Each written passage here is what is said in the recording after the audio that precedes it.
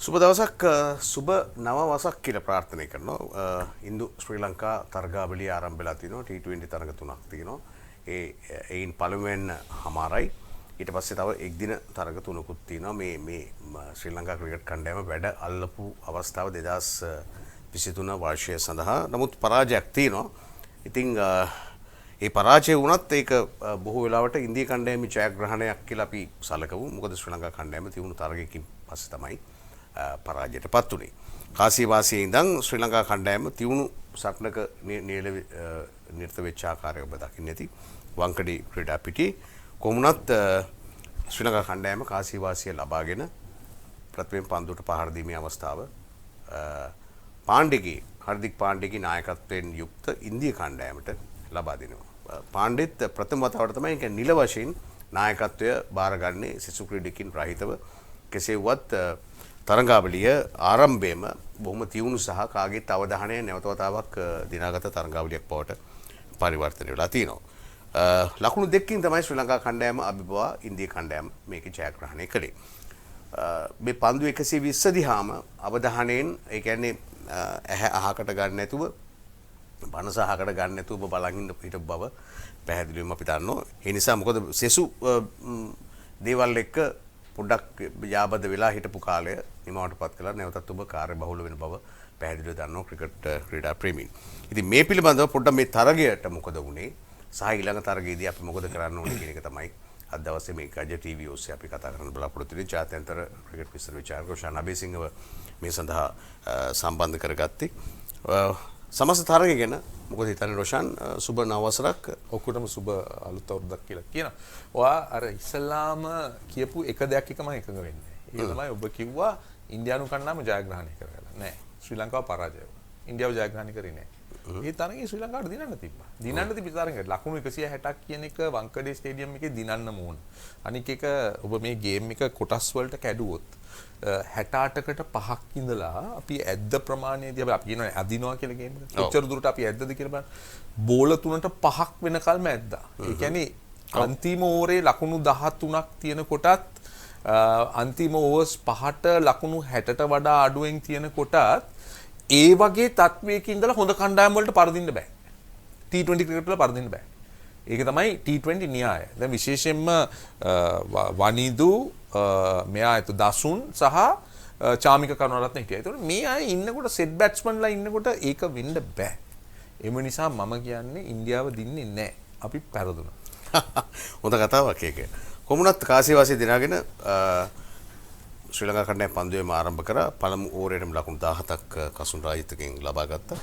සමස්තයක් හැටියට ගත්තොත් පෙරපිළිමයි ක්‍රීඩා කරේ. බොහෝ දෙනෙක් හිතුවා අවිෂ්ක ෆර්නෑන්ඩෝ හෝ සදිර සමරවික්‍රම කණ්ඩායමට ඒ කියලා. නමුත් එසේ වුණේ නැහැ. එන්න විදියක් නැහැ. ආවිෂ්කගේ T20 රෙකෝඩ් එක හොඳ නැහැ. හොඳ නැහැ. ආවිෂ්කගේ හොඳ රෙකෝඩ් එක 50 ඕවර් රෙකෝඩ් එක. ඉතින් එම නිසා ආවිෂ්කට එතනට පොඩ්ඩක් එන්න මේ තරගෙත් එයිද කියලා මම හිතන්නේ නැහැ දෙවෙනි තරගෙත්. පෙරදුනත් මට හිතෙනවා ඒ කණ්ඩායමත් එක්කම යයි කියලා.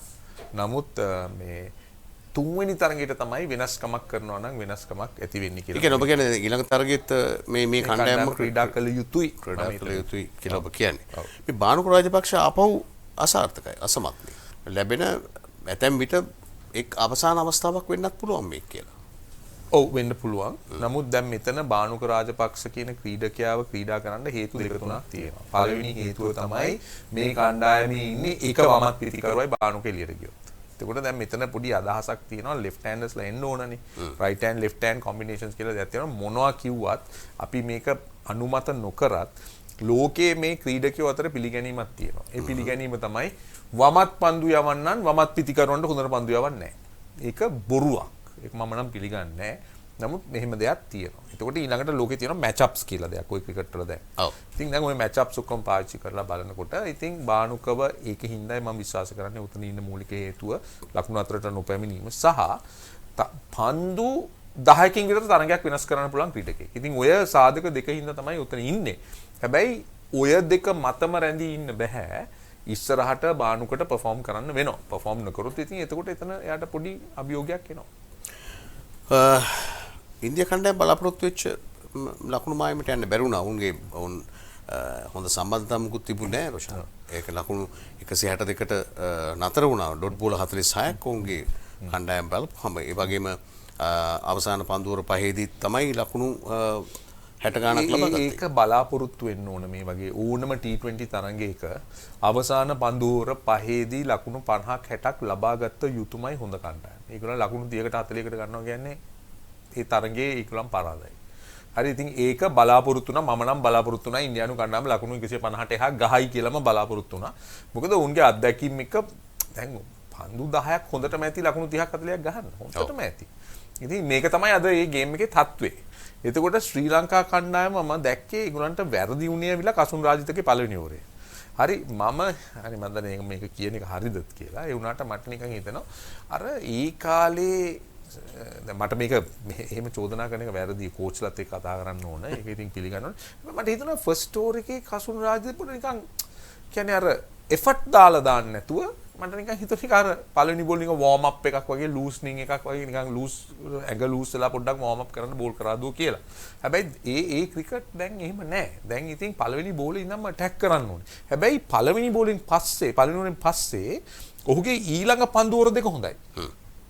අන්තිම පන්දුවරේ තමයි ලකුණු 14ක් ගියේ. ඒක ඉතින් ඒ වෙලාවේ කරන්න දෙයක් නැහැ. ඩෙත් ඕවර්ස් නිසා. ඒක කරන්න දෙයක් නැහැ. ඒකම මේ පන්දු යවන්න ශ්‍රී ලංකා කණ්ඩායම සෑහෙන හොඳින් දසුන් ශානක හොඳට පන්දු යවන්න පාවිච්චි කරා. හොඳ වෙලාවල් වලට දැන් මෙතන රහස වෙන්නේ දැන් අපි තීරණයක් ගන්න ඕන දෙයක්.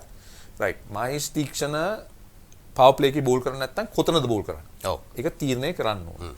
එතකොට වනිදු හසරංගව අපි පාවිච්චි කරන්නේ ඩොට් බෝල දාන්නද විකට් ගන්නද? එතකොට ඩොට් බෝල් දාන්නද විකට් ගන්න නම් කොතනද වනිදු හසරංග බෝල් කරන්න ඕන. ඉතින් ඒවා කැප්ටන් කෙනෙක්ගේ ඔළුවේ තිබිය යුතු දේවල්. ඊළඟට චාමික කරුණාරත්නගේ රෝල් එක මොකද? ඕවර්ස් 4ම දානවද නැත්නම් 6 පස්වෙනි බෝලව කව කරනවද? හරි. ඉතින් එතකොට ධනංජය සිල්වා මොකද්ද කරන්නේ? මේවා ඔක්කොම නායකයෙකුගේ ඔළුවේ වැඩ කරන දේවල්. ඉතින් එතකොට මම හිතන්නේ ඊයේ දවසේදී නායකත්වයේ දිහා බැලුවොත් දසුන් ශානකගේ නායකත්වයේ දසුන් ශානක සාර්ථක වුණා නායකයෙක් හැටියට සහ පිටිකරුවෙක් හැටියට ප්‍රථම තරගයේදී මම දකිනවා. කසුන් රාජිත හැර ඒ කියන්නේ කසුන් ඕවර 4යි ලකුණු 47ක් දුන්නා. ඒ වගේම දිල්ෂාන් මදුෂංක ඕවර 4යි 47න් කැලුම් නරක ඕවරේ පළවෙනි ඕවරේ විතරයි. ඒ 18 විතරයි මම දකින්නේ. ඉතුරු ඕවර්ස් තුනට 29ක් ගියාට යා නරකට පන්දු යවුවේ නැහැ. පළවෙනි ඕවරේ තමයි යාගේ දුර්වල. දිල්ෂාන් මදුෂංකගේ නැවත පැමිණීම ඕවර 4යි ලකුණු 35ක විකට්. හොඳයි.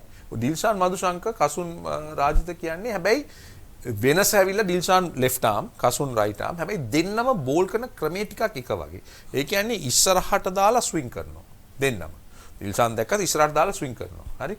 වැඩි දැන් අසිත ෆර්නැන්ඩෝ ගත්තොත් hit the deck. Asitha Fernando bowl කරන ලෙන්ත් එක වෙනස්. මේ කවුද අපේ දුෂ්මන්ත චමීර බෝල් කරන විදිය වෙනස්. තේරෙනවද? ඉතින් මම දැන් මෙතන තියෙන සංකලනයක් හැටියට දකින්නේ ලෙෆ්ට් ආම් රයිට් ආම්. එහෙම නැත්තම් මම ඇත්තට සතුටුයි වෙනස් විදියට බෝල් කරන බෝලර්ස්ලා දෙන්නෙක් හිටියොත්. මොකද ඩෙත් ඕවර්ස් වල උනත් කොට බෝලේ දානවා. නමුත් ඒගොල්ලන් දාන ක්‍රමය අන්න අරකයි. ඉතින් ඒකින්ද පොඩ්ඩක් විතර ප්‍රෙඩික්ටබල් වෙන්න පුළුවන් ලයින් එක ඇඩ්ජස්ට් කරේ නැත්තම්. ඉතින් ඒ නිසා තමයි අපි දැක්කේ කසුන් රාජිත ගොඩක් ස්ලෝ බෝල්ස් දානවා, පොඩ්ඩක් වයිඩ් බෝල දානවා. ඒව කරේ ඒ හේතුව හින්දා තමයි. චාමික කරුණාරත්න ඕවර් 3යි ලකුණු 22යි එක විකට්ටුවයි. ඔව් හොඳයි. හොඳ පන්දු මැද්දේ ඕවර්ස් වල හොඳ පන්දු යවුවා. ඒ කියන්නේ තව ඕවරයක් ඉතුරු වුණා ප්‍රශ්න නැද්ද? ඒකමක් නෑ. ඒකට ගමන්. ධනංජයක ඕවරේ ලකුණු 6 විකට්ටයක් ලබා ගත්තා. මේමයි කැලු. මෙතන ප්ලෑන් කරගෙන යනවා 4ක් දාන්න ඕනේ කියලා. හැබැයි 4ක් දාන්න ඕනේ කියලා නීතියක් නෑ. එදා දවසේ හොඳට දාන කෙනා බෝල් කරන්න ඕනේ. ඒක තමයි ක්‍රමේ. හරි ඒක එයාගේ 4 ගත්තොත් ඊට පස්සේ අනික් අයගෙන් ඒක කව කරන්න. දැන් ඉන්දියා ගන්නකො ඉන්දියා ඒක කරපු විදිය හාදික් පණ්ඩිය ඇවිල්ලා දැම්ම 3ක් ස්ටාර්ට්. ඊට පස්සේ බෝල් කරේ නෑ. ඒගොල්ලන් කියනවා ක්‍රෑම්ප් එකම තිබ්බා කියලා. නමුත් අර පළවෙනි ඕවර්ස් තුන හොඳට දානකොට තව එකක් වැඩිපුර දැම්මා. දාලා එයා කරපු වැඩේ ඇවිල්ලා ඒ වෙලාවේ ශ්‍රී ලංකා ස්විං කරනකොට බෝලේ. ඉතින් ඒ වෙලාවෙත් හොඳම වෙලාව දාලා තව ප්‍රෙෂර් එක වැඩි කරා. ඒක තමයි එයා කරේ. හොඳයි එසේනම් අපි පෙන්ග්වින් වායු සමන යන්ත්‍ර ශ්‍රී ලංකාවට ගෙන්වා බෙදා හරින සහ ඒකේ නඩත්තු කටයුතු කරන සියලු කළමනාකාර කටයුතු කරන රොයල් ලංකා ආයතනය තමයි අපි අනුග්‍රාහකයෝ. ඉතින් ඕකට මතක තියාගන්න මේ විරාමයට අපිට ඉඩ ප්‍රස්තාව ලබා දෙන්න.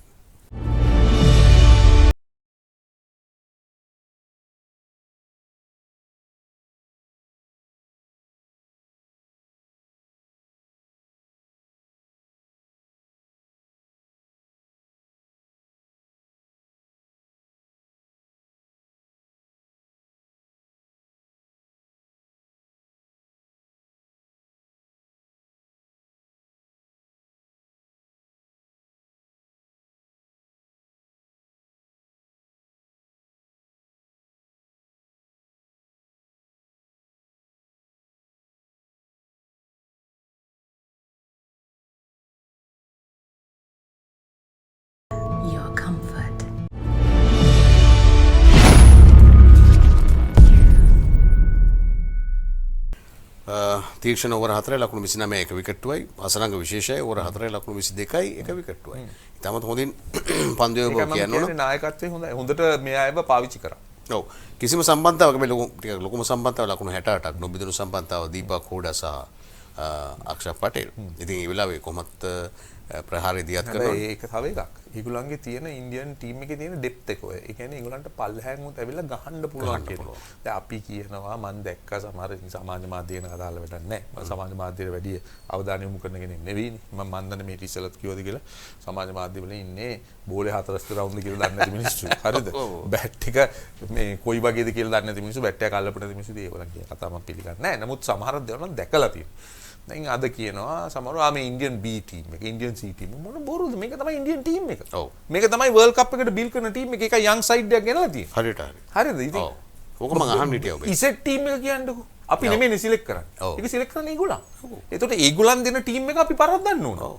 තේරෙනවද? ඒක Aද Bද Cද කියලා ගහගෙන ඒගොල්ලන් ඉන්නේ නැහැ.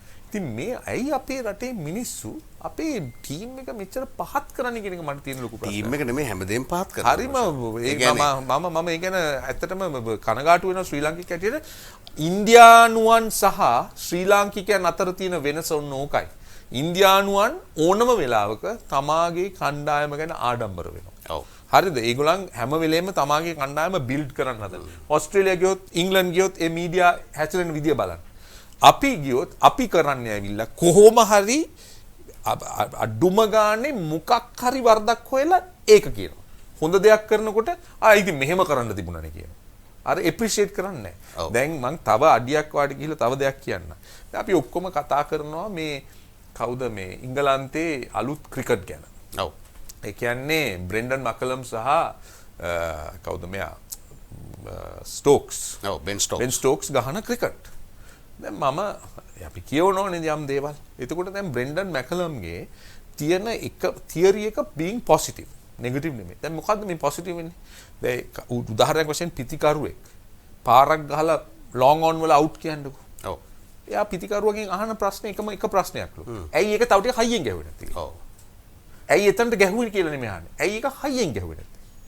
ඒක තමයි මේ එක වචනකින් එක මේ සෙන්ටන්ස් එකකින් ධනාත්මක ඍණාත්මක වෙන්නේ. නෑ ඒක තමයි මුළු ක්‍රිකට් ක්‍රීඩාවම මොකද්ද කියන එක අපි තේරුම් ගන්න. තේරුම් ගත යුතුයි. දැන් ඊයේ හාඩික් පණ්ඩියා කියනවා එයාගේ බෝලර්ස්ලට කිව්වා මම උඹව විශ්වාස කරනවා මම උඹව බැක් කරනවා උඹ බෝල් කරපන්. මිසුනොත් බැඩ් ලක්. ඕක තමයි අද ගේම් එක. ඕක තමයි අද ක්‍රීඩාව. ඒක තමයි ක්‍රීඩකයෝ නම් මේක දන්නවා. අපේ රටේ ජනතාවත් තේරුම් ගත යුතු දෙයක්. එතකොට මේ දැන් ඔබ සමාජ මාධ්‍ය ගැන එච්චර මේ තැකීමක් නැත්තම් මේ ක්‍රීඩකයන්ට තියෙන්නේ තවුනුත් ඒ පිළිබඳව නෑ උන්ට තැකීමක් නැහැ. නමුත් උන්ට තියෙන උන් ඒ ගැන නොසලකා නෑ මං හිතන්නේ ඒගොල්ලෝ සලකනවා කියලා. මේකට අපි ශ්‍රී ලාංකිකයෝනේ. ඔය සමහර කමෙන්ට්ස් දාන ප්‍රේක්ෂකයෝ ඇවිල්ලා තමන්ගේ නමවත් දාගන්න තරම් මානසික ශක්තියක් නැති බියගුළු සෙට් එකක් ඔය. ඒ කියන්නේ මේ ඒ ගැන මං හිතනවා එච්චර මේ නෑ අපි වෙලා නැසි කරනවා දැන් මේ ප්‍රෝග්‍රෑම් ඊට වඩා වැදගත් කතා කරනවා. ඔව් ඒක ඇත්තටම මේ ඔව් වංකඩේ පිටිය අපිට ටිකක් මේ අවශ්‍යසහගතයි කියලා මං හිතනවා. මොකද හැම 2011 අපි පරාජයට පත් වෙච්ච ක්‍රීඩාංගණයක නමුත් මට හිතෙනවා ඒ කාලේ තිබිච්ච පිටියට වඩා දැන් පිටිය නඩත්තු කිරීමේ යම්කිසි අහේතුවක් තියෙනවා කියලා. මොකද සමහර තැන් වෙනදා මම කියන්නේ ඔබත් ගියා මං හිතන්නේ මේ මම පිටියටත් ගියා දකිද්දී ඒ කාලේ ඉතින් හොඳින් පාලනය කළා. ඉතින්ම ලස්සනයි පිටිය. දැන් ගොඩලි තියෙනවා වගේ කීප අවස්ථාවක් මම දැක්කා. ඒක මට කියන්න අමාරුයි. හැබැයි මට කියන්න පුළුවන් එක දෙයක්. විකට් එක හොඳයි බැක් කරා. ඔව්. විකට් එක හොඳයි. බෝලේ පොඩ්ඩක් නතර වෙලා ආවා. ඒක අපිට පේනවා. ඔයා දැක්කනම් පැතුම් නිසංක ගහපු පළවෙනි පාර කැච් එක ගිය හැටි සංජු සැම්සන්ට හොඳටම පැහැදිලි බෝලේ ආවේ නැහැ. බෝලේ විකට් එක හිර වෙලා ආවේ. ධනංජය ගහපු පාරෙන් හොඳටම තේරෙනවා මොකද්ද කියලා. ඊළඟට මන් හිතන විදියට බොහෝ අය කුසාල්ටයි මෙයාටයි බනින්න නැති කාටද අපේ අසලංකට බෝලේ අතෑරියට අසලංක බෝල වැඩිපුර අරගෙන ගැහුවට නමුත් ඔබට දකින්න නැති ඒක තමයි ක්‍රිකට් ක්‍රීඩාවේ තියෙන රහස ගැලේ. සමහර තැන් තියෙනවා මේ ගේම් එකේ ඕනම ගේම් එක අනික් කණ්ඩායමට දිනන්න දෙන්න ඕන. ඒක ඇවිල්ලා මේ ස්ට්‍රැටජික්. ඒක ඇවිල්ලා ඒක අපි කියනවා කට්ටකමක් කියලා. ඔව්. ඒ සෙෂන් එක අනික් කන්නම්ට දෙන්න ඕන. ඔය කියන්නේ සෙෂන් ටු සෙෂන්. ඔව් නෑ. සැසියෙන් සැසිය. නෑ එහෙම නෙමෙයි මං කියන්නේ එක එක වෙලා. දැන් උදාහරණයක් වශයෙන් පවර් ප්ලේ එක ගත්තොත් ශ්‍රී ලංකාවේ ඒ පවර් ප්ලේ එක ගහන්න බෑ. ඒතකොට මොකද්ද අපි කරන්න ඕන? සර්වයිව් වෙන්න ඕන. ඒකින්ද තමයි බෝලේ අතෑරියේ. ඔව්. ඒකින්ද තමයි ඩොට් බෝල ගැහුවේ. ඒකින්ද තමයි සිංගල්ස් ගැහුවේ. ඒක ගහන්න ගිහලා විකට් 4ක් ගියොත් අපි 100ට ඕල් අවුට්. ඉතින් ඒක තමයි ස්ට්‍රැටජික්. ඒක තමයි තීක්ෂණ බුද්ධිය, ඒක තමයි ප්ලෑනින්. ඉතින් මේවා අපි තේරුම් ගන්න ඕනේ. I think දැන් ඊයේ වංකඩේ බෝලේ පොඩ්ඩක් ගියා. හැබැයි ඊට පස්සේ බැට් කරද්දි කොහොමද? ලේසියෙන්ම ගැහුවා. විකට්ස් හොඳයි. විකට්ස් හොඳයි. හොඳයි අපි විරාමයකට යනවා. රොයල් ලංකා තමයි අපි අද අපේ අනුග්‍රහකයා. ඒ කියන්නේ පෙන්ගුයින් වායු සමන යන්ත්‍ර ලෝකෙට ප්‍රදානය කරන ඉතාමත්ම දුර්ලභ ආයතනයක්. ඒ කියන්නේ වසර 10ක පළපුරුද්ද තිබෙන ආයතනයක්. ඉතින් අපි විරාමයට යනවා. ටක් ගාලා ශ්‍රී ලංකා කණ්ඩායමට වෙච්ච දේ පිළිබඳව තව හොඳ පැහැදිලි කිරීමක් විචාරකීන් කියූ දේවල් එක්ක සස්තා බලද්දී අපි රොෂාන්ගෙන් අහමු. ඇත්තටම ඒක එහෙමද උනේ කියලා මේ විරාමෙන් පස්සේ.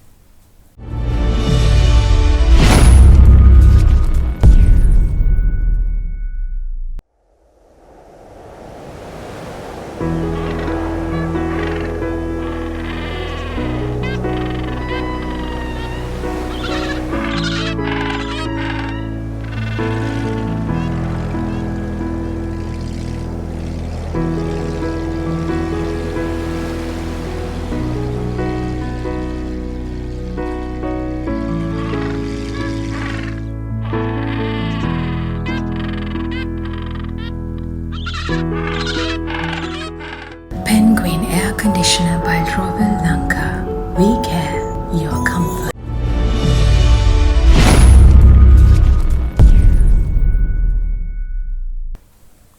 හොඳයි ඉන්දු ශ්‍රී ලංකා ක්‍රිකට් තරගාවලියේ පළමු තරගය අවසන්. ඒ පිළිබඳව තමයි අපි මේ පොඩ්ඩක් විශ්ලේෂණය කරන්නේ. මොනවද වෙච්ච හිදැස් සහ ඊට පස්සේ ඊළඟට කරන්න ඕන සැලැස්ම කුමක්ද යන වගේ රෝෂාන් මේ අද මේ වෙලාවේ අඬගහගත්තේ දැන් බංග්ලාදේශයට යන සූදානම් වෙලා ඉන්නවා. මේ අවුරුද්ද පුදුමාකාර කාර්යබහුල ක්‍රිකට් අවුරුද්දක්. ඒ කියන්නේ T20 තරග තමයි පොකුරු පිටින් තියෙන්නේ රෝෂාන්. ඒක තමයි විදිය ඉදිරියට. ඔව් දැන් ඔබ කියපු කතන්දරේ කලින් වැඩසටහනක ටෙස්ට් තරග පිළිබඳව ඊට පස්සේ කතා කරන්න තියෙන අවස්ථාව අඩුවේ. මොකද ටෙස්ට් අඩුවේ කියන එක දැන් මේ අවුරුද්ද බලවම ටෙස්ට් ඉතාමත්ම සීමිත ප්‍රමාණයක් තියෙනවා. ඔව් ඒකින්ද තමයි මම කියන්නේ ටෙස්ට් වල ලොකු ප්‍රශ්නයක්. ඉතින් ඔයා හිතලා බලන්න දැන් අපි දිමුත් කරනවත් නෝ ගන්නකො. වෙන කාවත් ඕනේ. එයා ටෙස්ට් විතරනේ ගහන්නේ. ඒතකොට අවුරුද්දට ටෙස්ට් කීයද? ටෙස්ට් 5යි 6යි. දවස් 365ක් තිබෙන වෙලාවේ දවස් 30කට ඔහු දවස් 300 ඉතුරු දවස් 335ට මොකද කරන්නේ? මොකුත් නැහැ. එතකොට ඇයි ඔහු ටෙස්ට් ක්‍රිකට් ගැසිය යුත්තේ? ඇයි ඔහු ක්‍රිකට් ගැසිය යුත්තේ? එතකොට ටෙස්ට් ගහන අය මම හිතනවා බොහොම ඉක්මනින් රිටයර් වෙනවා. එතකොට දැන් ඉස්සර ෆුල් ටුවර් එකක් කියන්නේ 3 test matches 5 one days and maybe අපි හිටපු ගමන් 3 T20s. ඕක තමයි ෆුල් ටුවර්. අපි සාමාන්‍යයෙන් කියන්නේ. දැන් ඇෂර්ස් ගියොත් එක වෙනස් ටෙස්ට් විතරයි ගහන්නේ. නමුත් මම හිතනවා ඉස්සරහට 5 T20s 350 overs 1 test match. ඕක තමයි ඉදිරියේ ෆුල් ටුවර් එකක් කියන්නේ. ඇෂර්ස් වෙනස්, ඉන්දියා ඕස්ට්‍රේලියා, ඉන්දියා ඉංග්ලන්ඩ් වෙනස්. අනික් රටවල් වල පාකිස්තානයත් පොඩ්ඩක් එහෙම වෙනස් කරයි. අනික් රටවල් එක ගහනකොට මම නම් හිතන්නේ ඒක ටෙස්ට් මැච් එකට වඩා ගහයි කියලා. ශ්‍රී ලංකාවට යාවජීව ක්‍රීඩා කරන ඔය එංගලන්ත ඕස්ට්‍රේලියා වගේ රටක් තෝරගන්න බැයිද? නැත්නම් එහෙම එකක් නැත්තේ. එහෙම කරන්න බෑනේ. මොකද මේකේ ටෙස්ට් චැම්පියන්ෂිප් යන්නේ. ඒතකොට ටෙස්ට් චැම්පියන්ෂිප් එක මම දැන් ඇෂස් වගේ තරගාවලියක් එහෙම කරන්න බෑ. අපිට එහෙම හිස්ටරි එකක් නැහැ. මොකද දැන් ඇෂස් කියන්නේ අවුරුදු 100 ගාණක් පරණ. එතකොට ඉන්දියා පාකිස්තාන අතර රයිවල්රි එකක් තියෙනවා. ඊට වඩා දෙයක් නැහැ කැලුම්. ඉතින් ඕක තමයි ප්‍රශ්නේ. අනික් එක දැන් ඔය අපි කියනවා අර මේ බිග් 3 කියලා. ඒ කියන්නේ දැන් මේ බිග් 3 concept එක නැහැ. නමුත් අර ප්‍රධාන පුරුක් තුන කියන්නේ ඉන්දියාව, ඕස්ට්‍රේලියාව, එංගලන්තය. ඒතර ඕන් අතරේ තරඟ ඕන් වැඩිපුර ක්‍රීඩා කරනවා. ශ්‍රී ලංකාව ගත්තොත් ශ්‍රී ලංකාවේ තරඟ අඩුයි. දැන් උදාහරණයක් වශයෙන් චන්දිමාල් ටෙස්ට් 80යිනේ. 100ක් ගන්න තව අවුරුදු 5ක්වත් ඉන්න ඕනේ. එතකොට 4ක්වත් ඉන්න ඕනේ. එතකොට චන්දිමාල්ට 35යි. එතකොට දැන් තව එකක් බලන්න. මම කියන්නේ මම හිතන්නේ මේක මෙහි හරි කොහරි කතා කරා. අපි ගිය අවුරුද්දේ 2022 ඕස්ට්‍රේලියාත් එක්ක සීරීස් එකක් ෆුල් සීරීස් එකක් ගැහුවා. ටෙස්ට් මැච් දෙකක් ගැහුවා. පාකිස්තාන එක ටෙස්ට් මැච් දෙකක් ගැහුවා. ඊළඟට ආයෙත් ටෙස්ට් මැච් එකක් ආවා. මාර්ච්. ඔව්. එතකල් මොකද වෙන්නේ? එතකල් දැන් ක්‍රීඩකයෝ ගත්තොත් අපි කියනවා රිදම් එකක් තියෙනවා. ඔව්. රිද්මයක් තියෙනවා. ඒක තියෙන්න ඕනේ. එතකොට අපි පාකිස්තාන එක ඔච්චර හොඳට කරේ ඇවිල්ලා ඕස්ට්‍රේලියා පැරද්දුවා අපි. ඔව්. තේරෙනවද? ඉතින් ඒක තමයි අරගෙන ගියේ. නමුත් දැන් මේ බ්‍රේක් එකකින් පස්සේ බ්‍රේක් ගැන කතා කරනවා නම් ඊයේ හොඳ දෙයක් අපි දැක්කනේ. දසුන් චානකගේ ඩිස්මිසල් එක. පොඩි බ්‍රේක් එකකින් ෆෝකස් කරගන්න බැරි වෙනවා. පොඩි බ්‍රේක් එකකින්.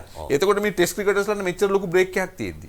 ෆස්ට් ක්ලාස් ක්‍රිකට් නැතිකොට කොහොමද ගිහිල්ලා මේ අය ඒ රටවල් වල ටෙස්ට් ක්‍රිකට් ගහලා දිනවන්නේ. එතකොට පෙරදුනොත් අපේ අයියලා මොකද කියන්නේ? අපේ අයියලා. දැන් ඕක මේ කුමාර සංගක්කාර පැහැදිලිවම කිව්වා මේ ඒ තරගයේ අවස්ථානුකූල රිද්මේ ගිලිහි ගියා කියලා. ඒ ශානකගේ ප්‍රිවිව් එකෙන් තමයි සම්පූර්ණ ශ්‍රී ලංකා කණ්ඩායම කඩාවැටුනේ. ඉස්සර කෝචර්ස්ලා මොනවද උගන්වන්නේ? මැටිමේ බැට් කරනකොට මොනවද උගන්වන්නේ? මැටිමේ බැට් කළාකොට අපිට උගන්වලා තියෙන්නේ පිතිකරුවෙක් වුණාම වතුර එකක් ඉල්ලුවත් මැටිමේ පාටක් තියෙනවනේ. ඔව්. ඒ පාටට ටික වෙලාවක් බැට් කරනකොට ඇස් හුරු වෙනවා. තේරුණාද? එතකොට කිසිම වෙලාවක වතුර එකක් ඉල්ලුවත්, ග්ලව්ස් ඉල්ලුවත් මේ මැටිමෙන් එළියට යන්න එපා. ඔව්. මොකද ඇස් දෙක ඒ පාටට හුරු වෙලා තියෙනවා. ඔව්. මෙතනට එළියට ගිහිල්ලා වෙලාවක් ගත කරලා ආවොත් අපි ආයෙත් කියන්නේ නොතේරිලා හරි ඒකට අපි පොඩ්ඩක් පුරුදු වෙන්න ඕනේ අපේ ඇස් දෙකට. හරි ඉතින් ඒකෙන් තේරෙන්නේ ඇවිල්ලා අපි අර ෆෝකස් එක මාර වැදගත්. ඒක දැන් දසුන්ගේ ඔය අවුට් එක ගන්න විනාඩි 2-3ක ෆෝකස් එක ගියා. ඒ වෙලාවේ හයි ඉන්ටෙන්සිටි ආයෙ වගානවා 4 වගානවා සම්පූර්ණයෙන්ම කැඩුනා ඉන්ටෙන්සිටි. ඒකනේ බැට්ස්මන්ලා දෙනෙක් සෙට් වෙලා ඉන්නකොට වැස්සට ගියොත් පාඩුයි කියන්නේ. බ්‍රේක් එකක් આવුත් පාඩුයි කියන්නේ. ආයෙත් එල පටන් ගන්න ඕනේ. ඉතින් ක්‍රිකට් වල මේකයි ක්‍රිකට් හරි ටෙක්නිකල් ගේම් එකක් කියන්නේ. ගොඩක් අයට මේක තේරෙන්නේ නැහැ. ඒකින්ද තමයි අපි කමෙන්ට් කරනකොට හරි ප්‍රවේශමෙන් කමෙන්ට් කරන්නේ. මේ නොදැන කමෙන්ට් කරන්න ගියොත් ඒක අන්තිමට විහිළුවක්. ඒ නොදැනුවත්කම මේ අර ඉංග්‍රීසියෙන් කතාවක් තියෙනවා. ඉංග්‍රීසියෙන් කතාවක් තියෙනවා මම කියන්න ඕනේ. මේක හරියට ඉංග්‍රීසියෙන් කතාවක් තියෙනවා. මම ඉංග්‍රීසියෙන්ම කියලා මම සිංහලට ඒක පරිවර්තන කරනවා. right? It is better to be known a fool. ඒ කියන්නේ ඔබ මෝඩෙක් කියලා ලෝකේ දැන ගැනීම හොඳයි. කට ඇරලා ඒක ස්ථිර කරනවට වඩා. ඔව්. හරිද? ඉතින් ඒක අපේ ගොඩක් අයගේ වෙන දෙයක්. ඒ කලබලේ සහ එතකොට මේ අවසන් ඕරේ ආසන්න වයිට් පන්දු දෙකක් ගියා. ඒ ගැන මොකද ඔබ දැක්කා? ප්‍රෙෂර්. ඒ වයිට් නෑ ඒ දෙක. ඒ දෙක වයිට් නෑ. ඒ දෙක වයිට් නෑ. ඒ කියන්නේ මේ චාමික අතහැරපු දෙක වයිට් නෑ. ඔහුගේ වරද්ද. ඩෙෆිනිට්ලි. අනිවාර්යෙන් ගහන්න තිබ්බ ඔබ කියන්නේ. ඔව් ඒක වයිට් නෑ. ඒක වයිට් නෑ. ඒක බෝලගේ දක්ෂකම. අර අපි කියනවා ඔව් අපි කියනවා ඒකට ට්‍රෑම් ලයින් කියලා. ඒ ට්‍රෑම් ලයින් එක කිට්ටුවට බෝල් කරා කට්ටකමට. ඒක තමයි බෝලර්ස්ලා හිතන විදිය. බෝලර් කෙනෙක් බැට්ස්මන් කෙනෙක් මේ T20 කරන විදිය. T20 වල පොඩ්ඩක් ඉස්සරහට හිතන්න ඕනේ. ඒ කියන්නේ බෝලව අවුට්ස්මාර්ට් කරන්න ඕනේ. බැට්ස්මන්ව අවුට්ස්මාර්ට් කරන්න. දැන් උදාහරණයක් වශයෙන් බැට්ස්මන් 6ක් ගන්නවා. හරිද? ඒතර බැට්ස්මන් හිතන්න ඕන බෝලර් දැන් ඊළඟට මොකක්ද එයාගේ තියෙන ඩිෆෙන්සිව් මෝඩ් එක. ඩිෆෙන්සිව් මෙකනිසම් එක මොකක්ද? ඊළඟට මොකක්ද කරන්න යන්නේ? ඒක තේරුම් ගන්න පුළුවන් බැට්ස්මන් කෙනෙකුට පුළුවන් අරක දිනන්න. හරිද? ඒ වගේ තමයි බෝලර් කෙනෙකුට. දැන් බැට්ස්මන් මෙතන 6ක් ගැහුවාම එයා දන්නවා දැන් එයා හිතන්න ඕනේ රයිට් ඊළඟට බැට්ස්මන් කොයි වගේ දෙයක් කරයිද? එතකොට තමයි බෝලර් ස්මාර්ට් වෙන්නේ. ඒක තමයි තින්කින්. ඕවා තමයි මැච් අප්ස්. ඔව්. දැන් එතකොට මේ බැලුවොත් ඔහම බලාගෙන යද්දී මේ විනිශ්චයකරුවන්ට යම් කිසි ප්‍රමාණයක ප්‍රෙෂර් එකක් තිබුණා සහ උන්ට ටිකක් මම දැක්කා පොඩ්ඩක් නිකන් එම්ෙන් ක්‍රීඩකීන්ට බයද කියලා. සමහර ඉල්ලීම් කරලා දැන් ඕකේ රොෂාන් ලෝකුසන් තරගාවලියේදී කෝලි බලහත්කාරයෙන් නිපන්දුවක් ගත්තා කියන කීමන ඉන්දියානු පත්තර වලුත් මම හොඳ හැටි ගෙවුවා. ඒක කැලුම් ඉතින් ඒක හරි සබ්ජෙක්ටිව් දෙයක්. ඒක හරි සබ්ජෙක්ටිව්. ඉතින් අපිට උනත් හිතෙනවා අපි කැමති නම් ඒක නිපන්දුවක් කියලා හිතන්න අපිට හිතෙනවා ඒක නිපන්දුවක් කියලා. එහෙම බලාගෙන ඉස්සරහට කියන්නේ ශාමිකට අල්ලපු නිපන්දුව. බැරි වෙලාවත් ලංකාව බෝල් කරනවා ඔක නිපන්දු නෑ. ඔව්. අපි කියන්නේ එහෙමයි. නමුත් ඇත්තටම බැලුවොත් ඒක හෙන ලයින් කෝල් එකක්. ඔව්. නමුත් උන් නිපන්දුවක් දුන්නා අර මේ හයිට් එකට. ඔව්. දැන් පහුගිය දවස්වල ඇත්තටම ශාමික කරවනත් මරාගෙන කන්න හැදුවනේ.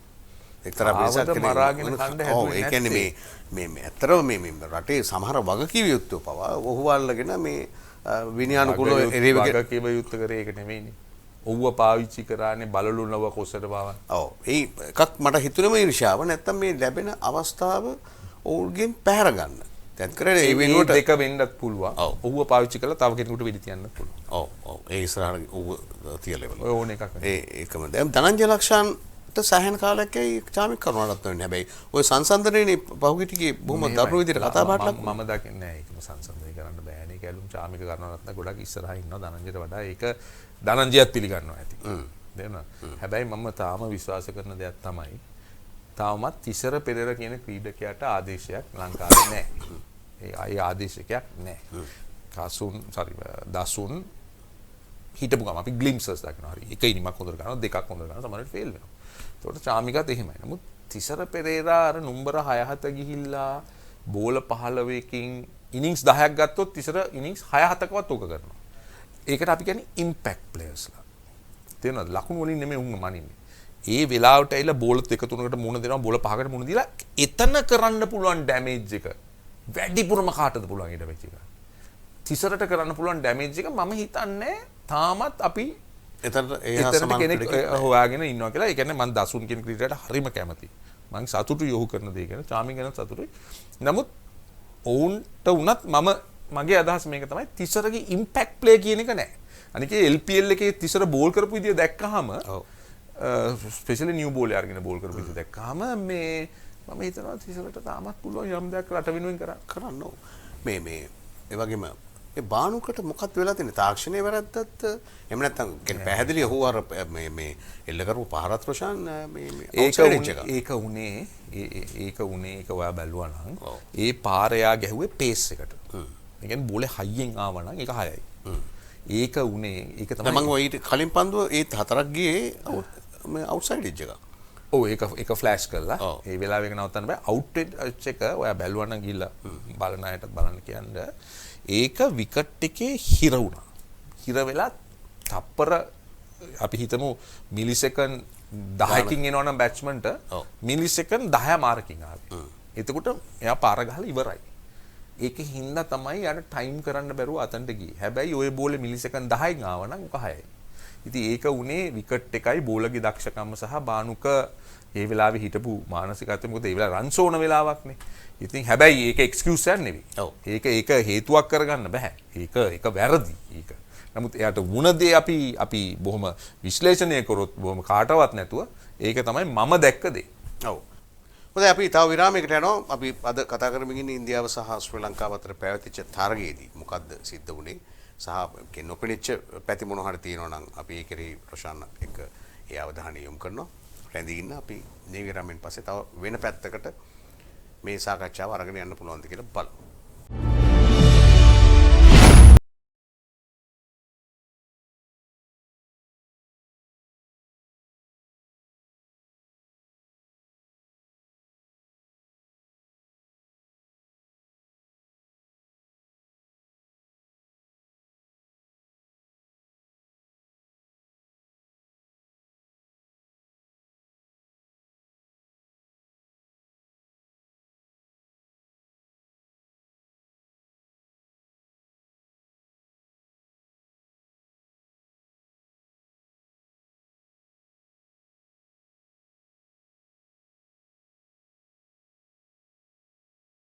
We care your comfort.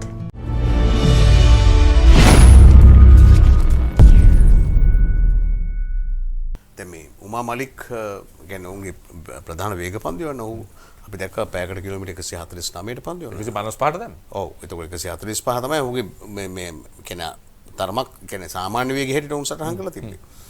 ඒකම මේ ශිවම්මාවිගේ තාක්ෂණය පිළිබඳව කතා කරද්දී උඩ බලාගෙන පන්දු යවනවා. බෝලේ රිලීස් කරන වෙලාවෙ උඩ බලන්නේ නැහනේ. යා මොකද මේ බෝලේ රිලීස් දෙවියන් යාඥා කරන මොකක් හරි මෙහෙමනේ. දැන් බැට්ස්මන් කෙනෙක් දැන් ඉස්සර බැටිං ගත්තොත් මට මතකයි ඔය බොයිකොට්ලත් එක්ක කතා කරද්දී ඒගොල්ලන් හැම වෙලේම මට කියලා දීලා තියෙන දේ තමයි බැට් එකේ එන්න ඕන මෙතනින්. ඉස්සර කියනවා. ඔව්. බැට් එක මෙහෙම කෙලින් එන්න ඕන. කෙලින් එන්න ඕන. ස්ලිප්ස්ලා පැත්තේ. බැට් එකේ මූණත ගලීට පේන්න ඕන. මෙහෙම කෙලින් එන්න ඕන. ඒව තමයි ඉස්සර කියෙව්වේ. ඒක කියන්නේ සාමාන්‍ය කොපි බුක් එක. තාක්ෂණය. දැන් එහෙම කියන්නේ නැහැ. දැන් බැට් එක මෙහෙන් ආවත් බෝලෙට වදිනකොට බැට් එකේ මූණ හරියට වදිනවා නම් බෝලෙට ඒක තමයි ක්‍රමය. එතකොට දැන් බෝල් කරනකොට දැන් බෝලගේ අපි කියනවා හෙඩ් S2 බලන්න ඕන. බෝල් එක ඕන අනුෂලගෙන් එහෙම ආලා බලන්න ෆාස්ට් බෝලින් කෝචස් ලගේ බලන්න ඕන තැන. දැන් මෙහිම බලාගෙන බෝල් කරන්නත් බෑ, එහෙම බලාගෙන බෝල් කරන්නත් බෑ. අර ළමයා පන්දු යවන්න හදනකොට යවන්න ඕන මෙන්න දිනකොට පොඩ්ඩක් උඩ. නමුත් යවන වෙලාවේ ඔළුව හරි. කාන්ට එතනට එනවා. ඔව්. හොඳයි දැන් ඊළඟ තරගයේදී අපි පූනේහිදී පැවැත්වෙන්නේ. හැබැයි මේ පූනේ පැවැත්වෙච්ච මේ පවත්වන්නේ තුන්වෙනි T20 තරගය රෝෂන්. ඉස්සෙල්ලාම 2012 තියලා තියෙන එංගලන්තයට එරෙහිව විකට් පහකින් ඉන්දියාව ජයග්‍රහණය කළා තියෙනවා. ඊට පස්සේ 2020 ඉන්දියාව සහ ශ්‍රී ලංකාව අතර තරගයක් තිබුණා තියෙනවා. ඒකේ ඉන්දියා කණ්ඩායම ලකුණු 201ක් ලබා ගන්න තියෙනවා විකට් 6කට. ශ්‍රී ලංකාව ලකුණු 123කට දැවී ගිහලා තියෙනවා. මහාරාෂ්ට්‍ර ක්‍රිකට් පිටියේ පැවැත්වෙන්නේ. එතනට මම හිතන්නේ ගිහලා තියෙනවද? ඔව් පුනේ පූරි පකින්දන ගිහිලා තියෙනවා. නමුත් ඉතින් ඒ වෙලාවේ කණ්ඩායම් වල තිබුණ තත්ත්වයේ ඔක්කොමත් එක්ක බලන්න ඕනේ නේ කැලුම්. දැන් අද තත්ත්වය ගොඩක් වෙනස්නේ. එක කාලයක් අපි තිබුණානේ ශ්‍රී ලංකාවේ T20 කණ්ඩායම බොහොම නරක තත්ත්වයක නිතිබුණේ. නමුත් දැන් අපි ආසියානු චැම්පියන්ස්ලා. දැන් ඊයේ ඔයා බැලුවා නම් මේ පළවෙනි තරගයේදී පෙන්වුවේ ඇවිල්ලා ආසියානු චැම්පියන්ස් versus ඉන්දියා. ඒක තමයි ඒගොල්ලන් දාන්නේ. එතකොට දැන් ඒකේ පැති දෙකක් තියෙනවා. එකක් ඇල් සීරීස් එක බිල්ඩ් කරනවා. දෙවෙනි එක අපිව පැරද්දුවොත් ආසියානු චැම්පියන්ස්ලාට අපි ගැහුවා. ඔව්. ඕක තමයි ඔය දාන්නේ. නමුත් අර අපි ඒ ටයිටල් එක අරගෙන යන්නේ. ඉතින් ඒකින්ද දැන් අපේ වයිට් බෝල් ටීම් එකේ ඉන්න තැන වෙනස්නේ. මේ තේරීම් කමිටුවට ස්තුති වෙන්න සමහර අමාරු තීරණ ගත්තා. මම පිළිගන්නවා සමහර ක්‍රීඩකයන්ට හරි අමාරුවට මුහුණ දෙන්න වුණා. ඒ කියන්නේ හොඳ ක්‍රීඩකයන්ට අවස්ථාවක් නැති වුණා. ඒක ඇත්ත. ඒක හරි අවාසනාවන්ත තත්ත්වයක්. ඒක දිහා වෙනම බලන්න ඕනේ කියලා මම පිළිගන්නවා.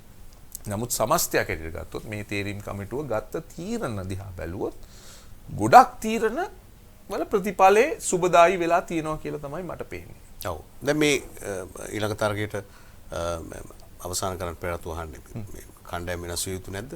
නෑ මං හිතන්නේ වෙනස් විය යුතු කියලා. මම හිතන්නේ කණ්ඩායම් දෙක පිළිබඳව ඉන්දියා කණ්ඩායමත් ශ්‍රී ලංකා කණ්ඩායමත්ගේ සම්බරතාව ගැන මොකද ඔබ හිතන්නේ? ශ්‍රී ලංකා කණ්ඩායමේ සම්බරතාවය හොඳයි. මොකද අපි බැලුවොත් දැන් කණ්ඩායමක් ගත්තොත් බෝලර්ස්ලා 5කින් යන්න බෑනේ. අපිට ෆ්‍රන්ට් ලයින් බෝලර්ස්ලා 4ක් ඉන්නවා. ඒ කියන්නේ ෆාස්ට් බෝලර් දෙන ස්පින් දෙකයි.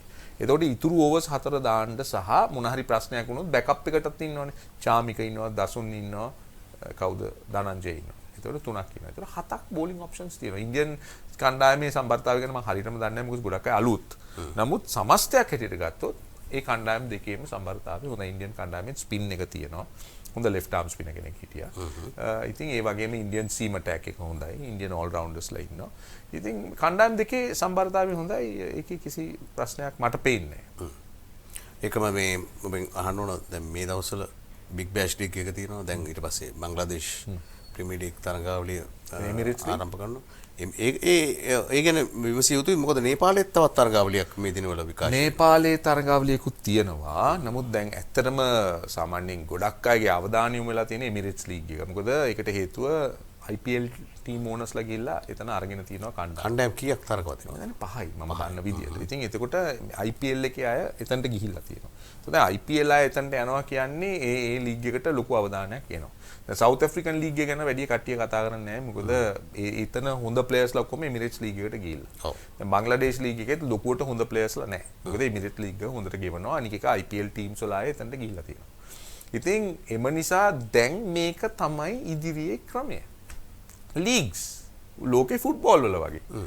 දැන් අපි ගත්තොත් ලෝකේ පිළිගත්ත මේ ෆුට්බෝල් ප්ලේයර්ස්ලා පෙලේව ගන්නකො. පෙලේ වැඩිපුර ක්‍රීඩා කරේ ඔහුගේ ක්‍රීඩා සමාජයටද රටටද? රටට ඒ කාලේ ක්‍රීඩා කරා. නමුත් අද වර්තමානයේ ක්‍රීඩකයෝ ගන්න.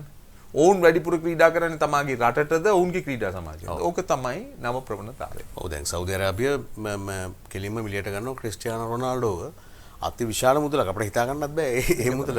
පිළිබඳ ඒක ලංකාවට තිබුණා නම් මේ අර මේ නැති වෙච්ච ඩොලර් සංඛ්‍යාව මේ ඉක්මනින් හදා ගන්න පුළුවන් රොෂාන්. ජස්ප්‍රීත් බුම්රා ආපහු කණ්ඩායමට ඇවිත් ඉන්නවා. හැබැයි මම හිතන්නේ එක් දින තරගාවලියට. ඔව් මොකද ඌව පොඩ්ඩක් ප්‍රවේශමෙන් තමයි ගේන්නේ. මොකද ඉන්ජරි ප්‍රෝන්නේ. ඒකින්ද ඌ ආරක්ෂා කරමින්. දැන් ඌ ඉන්ජරි ගිහින් මේ ශ්‍රී ලංකාවට අලුත් බෞද්ධ චිකිත්සකෙක් එනවා ක්‍රිස් ක්ලාක් අයිරන්ස්. ඌ ගැන මම එච්චර දන්නේ නැහැ. මොකද ඉතින් හොඳ ඇති ඌ තමයි ප්‍රධානියා හැටියට ඇවිල්ලා තියෙන්නේ. ඔව්. ලන්ඩනේ BSc විශේෂ උපාධියක් තියෙනවා. මෙහෙමයි. මේ වගේ දේවල් වල කැලුම් මේවල දැනුම හැමදාම අලුත් කරගන්න ඕන. මේවා අලුත් වෙන දේවල්. ක්‍රීඩාව වගේ හරි දැන් ඔය ස්කෝර් කෙනෙක් ගත්තොත් මම ඒක පහත් කරනවා නෙමෙයි මමත් ස්කෝර් කරලා තියෙනවා ඉස්කෝලේ. ස්කෝර් කෙනෙක් ගත්තොත් ඒක ඒ කාලේ ඉඳන්ම ක්‍රමේ. නමුත් දැන් මම නිකන් නරක උදාහරණයක් එක. නමුත් මම මේකට ඒක තේරුම් ගන්න ලේසියෙන් මම කියන්නේ මේවා හැමදාම මොකද ශරීරයත් එක්ක කරන දේවල් නේ මේවා. එතකොට හැමදාම මේවල පරීක්ෂණ තියෙනවා අලුත් හොයා ගැනීම තියෙනවා. ඉතින් හොඳයි දැනුම තියන අය මෙතනට ආවහම අපේ දැනුම අපේ මේවා කරන අයටත් දැනුම වැඩි. එතකොට මේ දැනුම ලස්සනට ගලාගෙන යනවා පල්ලෙහා මට්ටම් වලින්. ඔව් මහේල ජයවර්ධන තව අවුරුද්දක් කණ්ඩායම් බලා ගැනීමේ මේ අනුශාසකත්වයේ සඳහා පත් කරලා තියෙනවා. ඔව් ඒක මමත් දැක්කා ළඟදී. ඉතින් මට ඒක ගැන කමෙන්ට් කරන්න බෑ මොකද මම ඇත්තට දන්නේ නැහැ මහේලගේ රෝල් එක මොකක්ද කියලා. නමුත් මම හිතන්නේ මහේල ඇවිල්ලා මෙන්ටෝද මම දන්නේ ස්ට්‍රැටජිස්ට්. ඔව් කියන්නේ මේ කන්සල්ටන්ට් කෝච් කෝච් නෙමෙයිනේ කෝච් නෙමෙයි කන්සල්ටන්ට් කෙනෙක් වෙන්න ඇති. ඔව් සමස්තයටම. ඔව් මේ කණ්ඩායමත් එක්ක යනවා. නෑ ඒක තමයි ඒක මම දන්නේ නැහැ ගැලුම. ඇත්තටම සමහර අවස්ථාවල මොකද ඊනම් අපි දැක්කේ නෑ නේ. දැක්කද ඔබ කවුරුත්? මම දැක්කේ නෑ. මම හිතන්නේ ඌ ගොඩක් ඔන්ලයින් සම්බන්ධ වෙන්නේ මෙහෙමයි. මම ওই රූල් එක දන්නේ නෑ. මොකද මහේල ජයවර්ධන කියන ඒ ක්‍රීඩකයා දැන් ඉන්න මට්ටමත් එක්ක දැන් මුම්බායි ඉන්ඩියන්ස් ඔහු අරගෙන තියෙනවා උන්ගේ අර රීජනල් හෙඩ් වගේ. ඒ කියන්නේ ඔක්කොම ඔවුන්ගේ ටීම්ස් ඔක්කොම හෙඩ් ඔහු. ඉතින් ඒ කියන්නේ ඔහු යම් හැකියාවක් තියෙන පුද්ගලෙක්. එතකොට ඒ හැකියාව හරියට ශ්‍රී ලංකා ක්‍රිකට් කණ්ඩායමට ලැබෙනවද? හරියට ශ්‍රී ලංකා ක්‍රිකට් කණ්ඩායමේ හැකියාව උපයෝගී කරගන්නවද කියලා මම ඒක දන්නේ නැහැ. හැබැයි ඉතින් ඔහුට යම් මුදලක් ගෙවලා ඔහු අවුරුද්දක් එහෙම පත් කරනවා නම් ඒ දේ අනිවාර්යෙන්ම කළ යුතුයි. ක්‍රිස් සිල්වර්වුඩ් අර මිකී අතට වැඩිය හොඳයිද? නෑ මම දකින්නේ දෙන්න දෙවිදියක්. මොකද මිකී ආතාවේ කොහෙන්ද ක්‍රිස් සිල්වර්වුඩ් ආවේ කොහෙන්ද? මිකී ආතාවේ පාකිස්තානේ. එතකොට පාකිස්තානයේ කණ්ඩායමේ ක්‍රිකට් කොහෙද තියෙන්නේ? එතකොට එංගලන්ත කණ්ඩායමේ ක්‍රිකට් කොහෙද තියෙන්නේ? ඉතින් අපි මේ දෙක සංසන්දනය කරපුවාම අපිට පේනවා ඔවුන් එන පසුබිම මොකක්ද කියලා. මොකද මේ පසුබිම අතිශය වැදගත්. අති වැදගත්. මොකද ඔවුන් ගේන දේ. මිකී ආත හොඳ මෙන්ටෝ. හොඳට ප්ලේයර්ස්ලා කතා කරනවා, බිල්ඩ් කරනවා, ඒ හැමදේම හරි හොඳයි. හැබැයි අපි ක්‍රිස් සිල්වර්වුඩ් ගැන කතා කරොත් ඔහු ඊට වඩා වෙනස්. ඔහු ස්ටැටිස්ටික්ස් බලන, ඔහු මැච් අප්ස් බලන, ඉන්ෆර්මේෂන් බලන ඒ වගේ කෙනෙක්. ඉතින් දෙන්න දෙවිදියක්. නමුත් ශ්‍රී ලංකා කණ්ඩායමට වැඩිපුර කවුද හොඳ කියන එක ඉතින් ප්‍රතිඵල වලින් තමයි අපිට හොයාගන්න වෙන්නේ. හොඳයි බොහොම ස්තුතියි රෝෂන්. එහෙනම් අපි ආපහු දවසක මුණ ගැහෙමු. අපි ප්‍රාර්ථනා කරනවා හොඳ තරගාවලියක විස්තර විචාරය කරන්න අවකාශය ලැබේවා කියලා. දැන් ඉතින් මට රසල් ආනල්ඩ් සහ කුමාර සංගකාර දෙන්නම විස්තර විචාරයේ ඉන්නවා. ආනල්ඩ් මැදිරි ඉන්නවා. ඉන්දිය සංචාරයේ දැන් ඔබත් වැඩිපුර ඉල්ලුම තියෙන විස්තර විචාරකේ ජාත්‍යන්තරේ මම ඒක දන්නේ නැහැ. දැන් තියෙන්නේ දැන් ඔබ දැන් මෙතනට එනකොට ඒක සිම්බාබ්වේ අයිලන්ඩ් තරගාවලියට යනවද නැත්නම් බංග්ලාදේශ ප්‍රීමියර් ලීග් තරගාවලියට යනවද කියලා දැන් ඔබට සිලෙක්ට් කරන්න අවස්ථාව ලැබුණේ. මෙහෙමයි ඉතින් අර මේක් හේවෙන්ද සංශයන් ඉතින් අවස්ථාව තියෙනකොට කරන මේවා හැමදාම කරන්න පුළුවන් දේවල් නෙවෙයිනේ. දැන් ක්‍රිකට් ක්‍රීඩාවේ කෝචින් වගේ හරිද? මේකට කාලයක් තියෙනවා. ඉතින් අපි මේවා අල්ලන් ඉන්න බෑ. රාගම ක්‍රීඩා සමාජය ඇතැරිලාද? අතහැරලා කියන්නේ ඉතින් ඒක වෙන්න ඕනනේ. ඒක අල්ලන් හිටියොත් කවදාවත් වර්ධනයක් නැහැනේ. දැන් අලුත් අදහස් එන්න ඕන. නවකයෝ එන්න ඕනේ. මොකද රාගම ක්‍රීඩා සමාජය ඔබ පටන් ගත්තේ. ඔබ ඒක පුරෝගාමී. තනියෙන් ඒ ගේම් ෆස්ට් කැප්ටන් පළමු නායකත්වය දරලා ඒ සෑම එහෙම ඉතිහාසයක් තිබුණා. හැබැයි ඉතින් දැන් අතාරින්න කාලේ ඇවිල්ලා තියෙන්නේ. දැන් මේ කමෙන්ටරි කියන දේ වුණත් අපිට හැමදාම කරන්න බෑ කැලුම්. එක කාලයක් එනවා තරුණ ක්‍රීඩකයෝ. හරි කෝචින් ගත්තොත් තරුණ ක්‍රීඩකයෝ තමයි අද කෝච් කරන්නේ. ඉතින් මේකටත් තරුණ අය එන්න ඕන. හොඳ අය එන්න ඕන. එතකොට තමයි මේකේ රසය වැඩි වෙන්නේ, නව දැනුම එන්නේ. එතකොට තමයි නර්මන අයත් තව ඉගෙන ගන්න. ඉතින් දැන් අඩියක් පස්සට ගන්න ඕන වෙලාවේදී අපිට පුළුවන් වෙන්න ඕනේ අඩියක් පස්සට ගන්න. ඔබ කියන්නේ වෘත්තීය වින්දනයක් ලබනවා මේ විස්තර විචාර. අනිවාර්යෙන්ම. ඒක අනිවාර්යෙන්ම ලබනවා. මොකද මම හැම වෙලෙම හිතපු දෙයක් ලංකාවට ක්‍රිකට් ගහන්න මම හොඳ නෑනේ. එච්චර මම හොඳ ක්‍රිකට් කෙනෙක් නෙවෙයි මම. මම ඇවිල්ලා මොම ඇවරේජ් ක්‍රිකට් කෙනෙක්. හැබැයි ලංකාව වෙනුවෙන් ක්‍රීඩා කරන ඒ වෘත්තියට පස්සේ කෙනෙකුට ලබන්න පුළුවන් උපරිම මේ වින්දනයේ තියෙන්නේ මේ මම දැන් කරන එකේ. විස්තර විචාරය. සහ ටෙලිවිෂන්. මොකද මේ ගේම් එකට ඉතාමත් කිට්ටුම තැන උක. තේරුණාද? ඉතින් ටෙලිවිෂන් එක නැතුව ක්‍රිකටුත් නැහැ. නෑ අනික එක ඒකේ දෙන ඉන්ෆර්මේෂන් එකකින් ලැබෙන කියන්නේ නොලෙජ් එක ඇනලයිස් කරන්න. ඉතින් අරකට කිට්ටුම දේ මේක තමයි. ඉතින් ඒකින්ද මම වින්දනය ලබනවා. thank you. සුපතන ආයි දවසක අපි හම්බෙමු.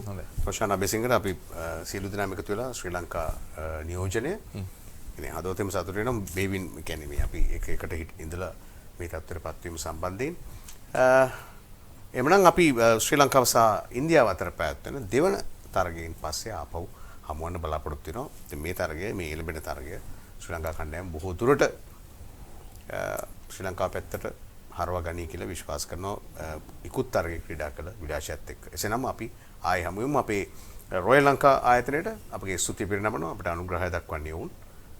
බෙහෙවින්ම ස්තුතියි. ඔබටත් බොහොම ස්තුතියි. ආයෙ එසේනම් අපි හමු වෙමු.